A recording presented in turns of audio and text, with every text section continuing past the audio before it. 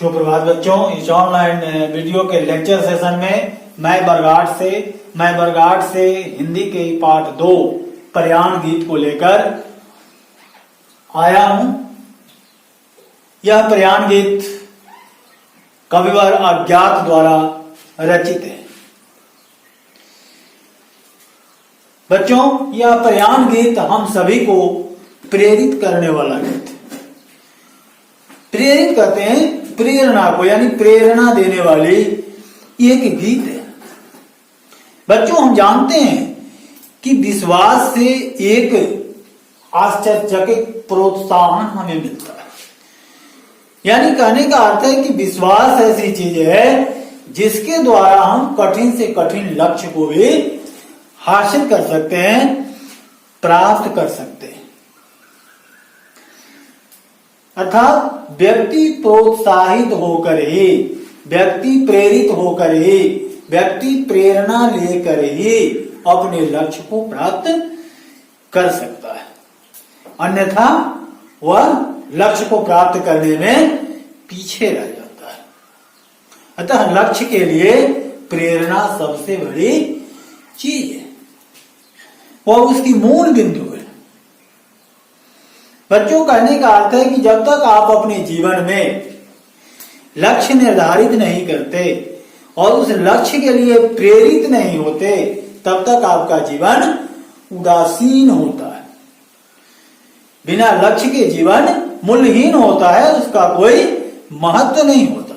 अतः जीवन के लिए लक्ष्य और प्रेरणा बहुत ही आवश्यक तथ्य है। उसी प्रेरणा को कवि ने एक गीत के माध्यम से प्रस्तुत किया है, जिसका नाम दिया है प्रयाण गीत।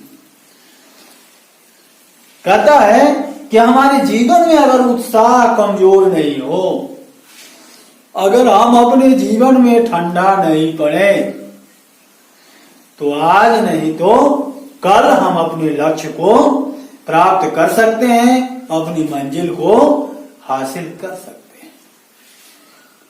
किस तरह से? तो यदि सबकी शक्ति एक है, सबका विचार एक है, सबकी प्रतिष्ठा एक है, सबके धैर्य एक है, सबकी हिम्मत एक है, सबकी मेहनत एक है,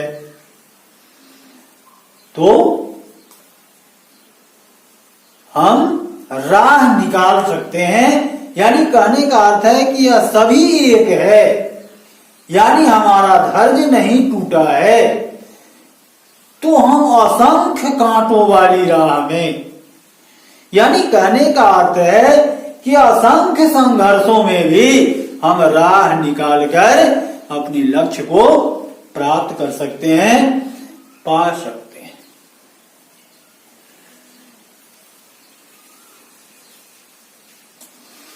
यदि तुलसी को हम सब मानते हैं, मीरा को हम सब मानते हैं, कबीर को हम सब मानते हैं, तो हम मंदिर, मस्जिद,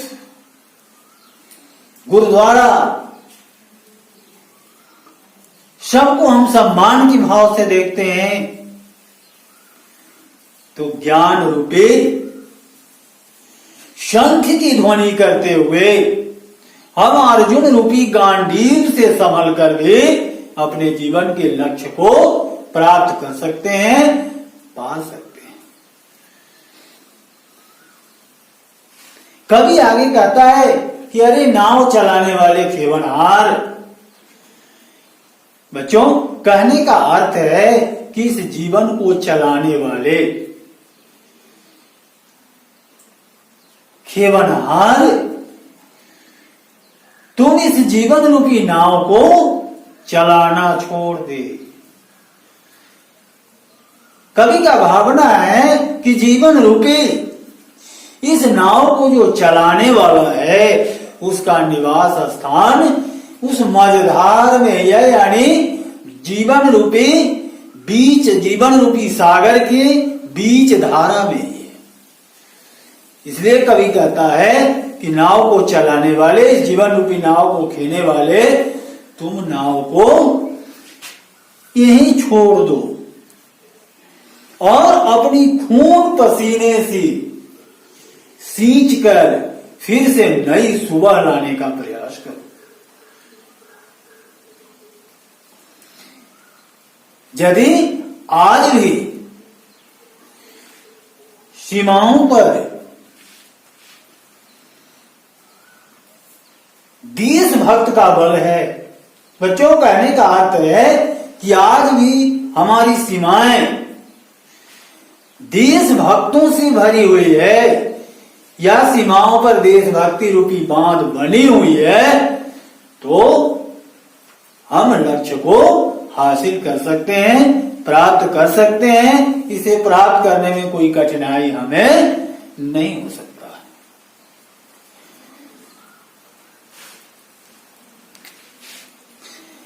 बच्चों आगे कवि कहता है कि यह बलिदान रूपी नई वेदी, यानी हमारे राष्ट्र की सीमा रूपी यह बलिदान की वेदी आज जवानी मांग रही।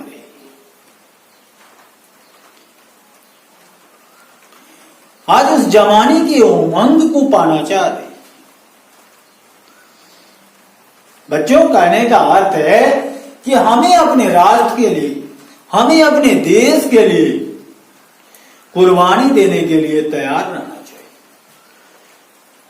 यदि हम इसके लिए तैयार हैं तो हमारे सामने अगर बलिदान रूपी ढेर भी है तो हम इतिहास बनाते हुए अपने लक्ष्य को प्राप्त कर सकते हैं, हासिल कर सकते हैं। बच्चों कहने का अर्थ है कि जीवन या जीवन संघर्षों से भरा हुआ है। जब हम इस जीवन के पथ पर चलते हैं तो हमें इस राहों में अनेक प्रकार का संघर्ष आता है, यानी अनेक कठिनाइयों को झेलनी पड़ती है। तो हमें कठिनाइयों से हिम्मत नहीं हारनी चाहिए। हमें अपने धैर्य को सदा बलवान एवं मजबूत रखना चाहिए।